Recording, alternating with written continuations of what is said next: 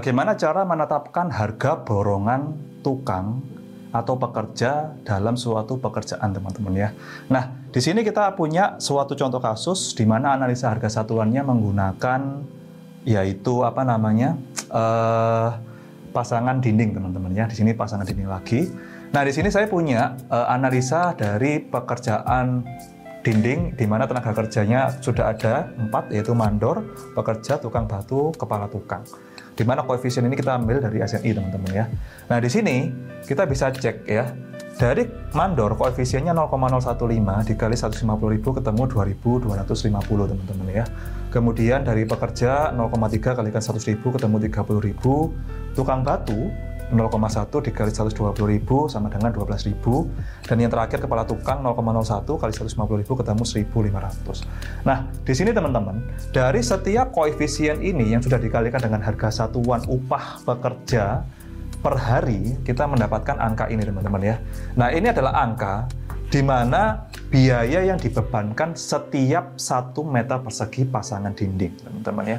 Sehingga kita dapat angka ya, yaitu 45.750 ya. Nah, inilah yang kita bisa pakai sebagai acuan dalam menetapkan harga borongan tukang ya. Jadi ada beberapa orang yang merasa bahwa aduh, kalau pakai harian saya kalah karena saya nggak bisa ngawasi misalkan, atau saya nggak bisa ngerti bener nggaknya pekerjaan seorang tukang, sehingga kita berpikir udahlah kita kasih borongan saja. Nah, kalau dari hasil angka ini ya, kita bisa tahu nih ya, kalau berdasarkan SNI harga borongannya 45.000. Nah, tapi kita sebagai orang yang misalkan Anda pengusaha di bidang kontraktor, atau Anda misalkan ingin dapat yang harga hemat. Nah, ini udah bisa jadi acuan, teman-teman ya. Jangan sampai kita ketika nanti ditawarkan oleh seorang pemborong harganya itu melebihi 45.000 ya. Sehingga harus lebih kecil dari angka ini. Contoh misalkan, kalau Anda sudah tahu borongan untuk dari analisa pasangan dinding itu 45.000, ya kita tawar ya. Misalkan kita tawar per meternya 30.000 untuk pasangan dinding. Nah, maka kita punya spare ya. Ini bagi Anda yang kontraktor atau Anda yang sedang berkecimpung untuk membuka bisnis kontraktor, yang mana Anda belum punya pengalaman, ya Anda bisa pakai angka ini nih. Pak, saya pakai 30.000 ya. Tapi tetap ketika kita nanti nawar ke klien atau nawar ke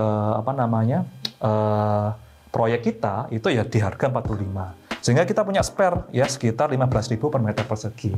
Nah, ingat teman-teman ya, konstruksi itu memiliki resiko yang tinggi ya. Jangan sampai margin ini terlalu mepet ya. Karena apa? Terkadang kita ada beberapa kasus yang pekerjaannya itu harus dibongkar, sehingga kita harus pasang lagi ulang. Ataupun ada risiko-risiko lain yang nanti akan timbul ketika masa konstruksi. Nah, maka jangan sampai harga borongan ini terlalu mepet dengan apa yang ada di SNI dan apa yang kita tawarkan ke klien ya.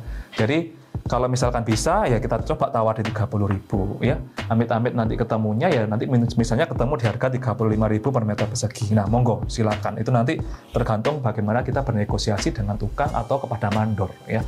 Nah, tapi dari angka ini kita sudah punya acuan nih.